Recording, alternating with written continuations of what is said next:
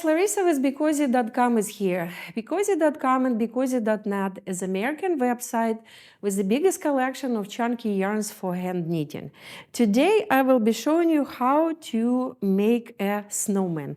This little guy, it takes a little bit less than 1 skein of white yarn, white Chenille, chunky Chenille from Becozi.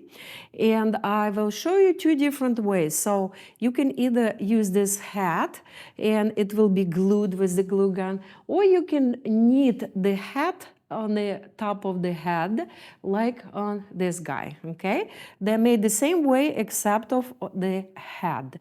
So, and if you want to make a little bit smaller guy, so this is the smaller snowman. This one takes only half of the skein, and I will put the number of stitches and rows you need to do to make the bigger one and the smaller one. So look underneath the video, all the information will be there. So if you have our yarn ready, let's get started.